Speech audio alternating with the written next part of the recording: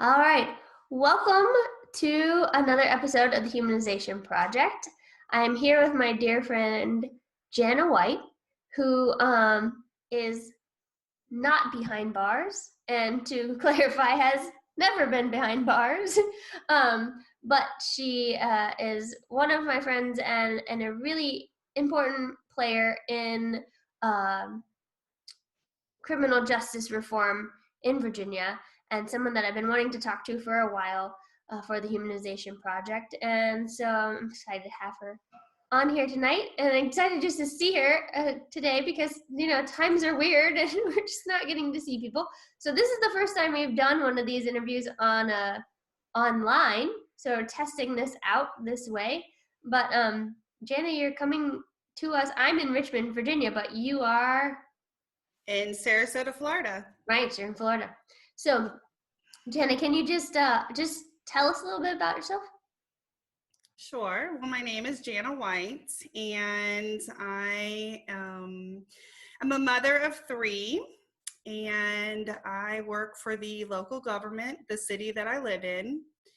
I have been very involved in working throughout Virginia with my advocacy. That is one of my passions because of my cousin, Stephen. So that has taken me on a journey that I never could have imagined. Yeah. So we can jump right into that. So your cousin Stephen is locked up here in Virginia. Right. Correct. And so since he's been behind bars, you have decided to be an advocate on his behalf, and you're specifically working regarding juvenile justice. Can you tell us a little bit about that? Yes, absolutely. I'm the director of the Virginia Coalition for the Fair Sentencing of Youth. I started this journey because of Stephen. He committed a crime at the age of 16 and was sentenced to life without parole plus 56 years. He was sent straight to an adult supermax prison in Virginia, and he has been there now 22 years. So getting to know Stephen, we did not grow up together, even though he's my cousin. I kind of moved down to Florida, still have a lot of family in Virginia. It was about 7 years ago that I decided out of nowhere to just kind of write Stephen and get to know him. And we became best friends. We really connected. And it is because of him that I started to figure out what was going on with Virginia. And I honestly had no clue that we were sentencing children to die in prison. The United States, the land of the free, no clue. So it became my passion to speak for them, to be their advocate, to be their voice. I found a national organization that I partner with, and that is the Campaign for the Fair Sentencing of. I think we froze there, Jana, for a second. I think it froze when you said you found a national organization. A national organization that I partner with, and that I kind of work with them to gain national support, and they're the kind of the guiding light as to how to get things done and the proper way of handling the juvenile lifers in the situation. And it's been an amazing journey so far. This year, of course, was my 7th year on this journey. And I'm excited to say that we finally got a juvenile parole bill passed. So yes. So I want this interview to be about you, but let's dive into this for just a second. For people that don't know, what do you mean when you say a juvenile lifer? What does that mean? That means that an individual who was under the age of 18 at the time of their crime is considered a juvenile. And in Virginia, for certain crimes, there are 2 options. You can get life without parole, or you could get the death sentence. So my cousin's situation, the judge would not allow him to be sentenced to death. So he got what's called juvenile life without parole. He was not, previously to this bill, he was not eligible for parole. But now that we have this legislative bill that becomes effective July 1st, he will now be eligible for parole. Wow. So when you say a life sentence in Virginia, is that life, or is it a certain number of years? How does that work? I believe that it is equivalent to 600 years. I am not exactly sure, to be honest with you. It's a life sentence. You Yeah. are sentenced to die in prison. Right. So you passed this bill this year, and so now everyone who was sentenced as a juvenile that got a life sentence is now eligible for parole. Is that correct? After they serve 20 years. Okay. So right. They've served. So they have to serve 20 years, and it also, just to be very clear, it's eligibility for parole. It's an opportunity. It's not a guarantee, and but it's an exciting step forward. Yeah, and I think that's really, really important for us to point out, is that when things like this are getting passed, it's not a blanket statement to let people out. It's to give them the ability to earn, or to right. convince someone that they have been rehabilitated and that they should absolutely be released. Yeah. Right. So yeah. So when you're not working on juvenile justice stuff, what else do you do with your life? My goodness. Well, I do have 3 children. Yeah. I have my daughter Taylor, who's 18, my son Corbin, who is 13, and my son Weston, who is 8. And besides juvenile justice, they are my life. We are very blessed. We're homeschooling right now, so it's been quite a struggle, but we're making it through. Yeah. And my boys play football, so it is all about football in this house. Oh, cool. Yes, so it's been great. And my daughter actually, all throughout the last 2 years, she's been a volunteer in a program called Teen Court, which is juvenile justice. Oh, wow. So she's taken on that journey, and she's gone down that path, which has been wonderful. She is aspiring to be a lawyer one day, so wow, I'm excited for her. She's that's very amazing. passionate, and of course she has been to the prison to visit Stephen, so she knows what happens when you make certain decisions and you go down the wrong path. So she wants to be a part of preventing that. Yeah, we need people like her in the system. Where does she want to go to school? Does she know? She's starting at the local community college so she can get her AA degree, and then she's gonna just kind of see where she is in life and where she wants to go. She's interested in some schools in Virginia, and I told her, I said, once you get that AA degree, you can kind of go anywhere and really just have such great opportunities. Yeah, and you said, so it's her senior year, and you were telling me before we got on this, tell everybody what you guys are doing this weekend, because I think it's really sweet.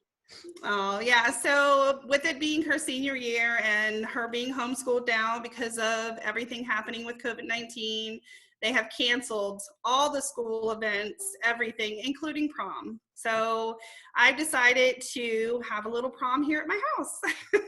Oh, awesome. She's inviting a few of her friends, and we're going to put up a white tent and some disco lights and have a dance. Awesome. That's so great. Yeah, I didn't want her to miss out on that. Even if it's not a real prom, it'll be fun, and she gets to wear her dress, and her friends get to put on their suits, and we're really going to do it up and take lots of pictures and get into some comfy clothes and have a bonfire. Oh, that's great. I want to see the pictures. That'll be so you will. awesome. For sure. Well, so if there's for people out there that want to help with the work that you do, how can they get involved? How would they go about doing that? Well, it depends on what level they kind of want to get involved in. If they would like to help out with advocating and being a voice for those who are incarcerated.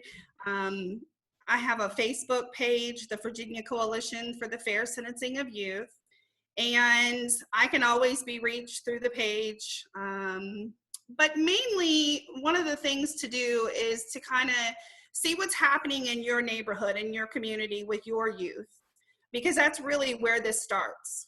You know, we really need to be a community and be a part of what's happening with our youth within our community. So maybe we can, protect some of those children from going down that path and prevent that. So that's kind of where, if you're not connected to someone who's incarcerated, that's where I would like to see more action, is within our own communities, because there's a lot of kids out there, the Big Brother, Big Sister program. There's a lot of, youth programs that really need more volunteers and positive influences. Yeah, that's a really great way that people can get involved. Yeah. Yeah. Is there anything else that you want to share with folks? Wow. It's interesting because you kind of were asking about me, and this has become pretty much my life. Yeah. I travel back and forth between Florida and Virginia, usually every 3 months. Right now, I was due to come in last month. And of course that got canceled, but as soon as they reopen, I will be back up. I'm working on a newsletter right now to send out to those who are incarcerated, so they have information on parole and things that they need to include in their packets and what their loved ones can do. Yeah.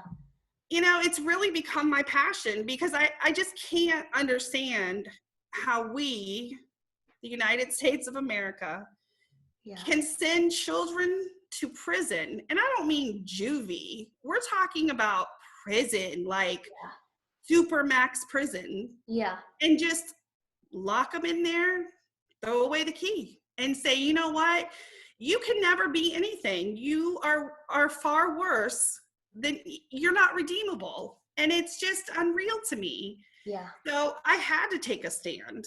And I can honestly say, I'm proud of myself for doing that, because I feel like, with Virginia at that time not having anyone stand up and not having anyone speak out for them, I'm really proud of the accomplishments that I have achieved in this past 7 years. It's just it's just it's kind of crazy, and I don't want to get emotional, because I do get emotional, because it's important to me. It impacts my life. It impacts my children's lives. Yeah. Coming up there and seeing Stephen and taking them inside the prison, letting them see what's happening and what could happen. Right. It's very important, and I know we want to shield our children from time to time, but I think it's also important to let them know and see things and experience things. Now, I can promise you, I never thought I would be an advocate. I never thought I would even. Right. I know, it's so crazy. I never thought I would be doing the things I'm doing, but I'm so thankful. I'm so thankful that I've been blessed with the opportunities to do this work. And the next chapter is parole. And it's exciting to even be at that next chapter. Yeah. No, it's not going to be an easy chapter. We're going to have bumps in the road, but it's okay, because look at how far we've come. Yeah. We've come from telling these kids, you're going to die in prison, to now, okay, you have a chance. Yeah. You get a chance. So let's see what you've done with yourself. Let's see where you've come, and let's see what you can do. Yeah. And I look forward to seeing them come home. Awesome. Especially Stephen. I can't wait to see him come home. Yeah. I'm even wearing my Teen Sneed shirt. But yes, I mean, honestly, you talk about life and you talk about journeys and things like that. And this journey brought me to you too. Yeah. So, I mean, how thankful. Yeah. Yeah, it's so interesting how how we find those connections through the things that we do, and how we get to where we are in life. And I say oftentimes, if 13-year-old me could be told what my life was like right now, I'd be like, no way. Exactly. So yeah. Yeah. But Well, it's a wonderful. beautiful thing, and I'm very blessed, and I'm thankful. Yes, and I'm thankful for you and all the work that you do. Oh, well, thank you. And thank you for sharing your time today. Of And course. yeah, I'll let you go for now, and we'll All wrap it right. It's so good to up. see you. Good to see I you love too. it. I'm happy that we got to have this conversation, because I feel like it's helpful for people right now, because a lot of people are wondering what was going on with the juvenile stuff. So this is really great that we could talk today. So Well, thank thank you you. so much, Jana. I appreciate it. I appreciate you.